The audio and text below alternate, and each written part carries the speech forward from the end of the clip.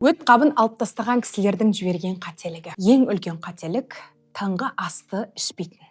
Таңғы ас ішетін кезде жүрегім айнып тұр, тәбетім жоқ, ішкім келмейді деп таңғы асты жіберіп алады. Таңғы 7-де түнімен бөлінген өт ішекте дайын тұрады. Яғни сіз тамақ жеген кезде ол сол тамақты қорытып, ары қарай отходтарды тік ішек арқылы сыртқа шығарады. Сіз тамақ жемегендіктен ол отход бауырдың ішінде, өттің ішінде қалып қояды. Сөйтіп ішектен қайтадан сіңіріліп, сізге уже екінші рет интоксикация болып жинақталынады. Екінші, ұзақ аш жүру. Таңғы асты кішкене жеп, немесе мүлдем жемей кешке дейін аш жүру.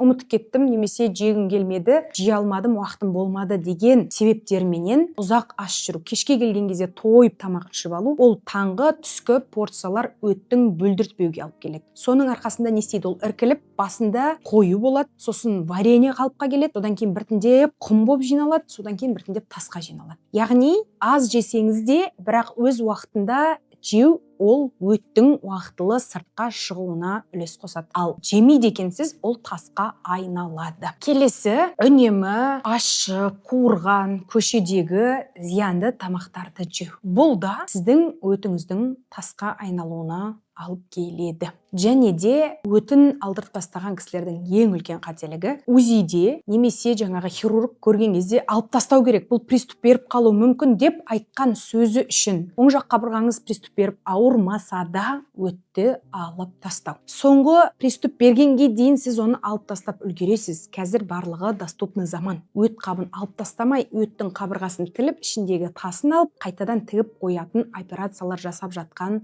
хирургтар бар. Өтті алып тастағанға дейін оның өттің қандай қызмет атқаратынын, не қызмет атқаратынын, не үшін керек екенінің барлығын біліп, зерттеп, алғанның плюсымен алмағанның плюсын, минусын анықтап барып шешім шығару керек. Өкінішке орай асығып алып тастайды да, одан кейін қиналып, өмір бақи буыннан, жамбасынан, омыртқасынан қиналып жүретін кісілер өте көп. Сондықтан осы видеоны көріп, өтін алып тастамасын деп сіз үшін арнайы жасап жатқан жайымыз бар. Сондықтан өтке қатысты тасым ери ма, немесе алып тастауға бола ма, қай жаққа баруға болады деген секілді сұрақтарыңыз болса, төменге номер қалдырамыз, сол жерге жазып толық ақпарат алсаңыздар болады. Қазіргі заман 21-ші ғасыр. Өтті тасын ерсе ертіп, ерігенше емдеп, болмаса тас қайттан үлкейіп кетпеуге, жүдә болмаса сол таспен өмір сүруге үйрену. Өттің күтімін жасау. Ал болмаған жағдайда жаңағыдай өтті түбімен алып тастамай, қабырғасын ашып, ішіндегі тасын алып тастайтын мамандарды іздеу. Қазіргі заман білімнің заманы, ізденеміз, маман табамыз, органды аман алып қаламыз. Ең басты мақсат. Ақпарат пайдалы болса парақшаға жазылып алыңыз, және де уведомлениені қосуды ұмытпаңыздар. Осы секілді пайдалы ақпараттарды жіберіп, уақытында көріп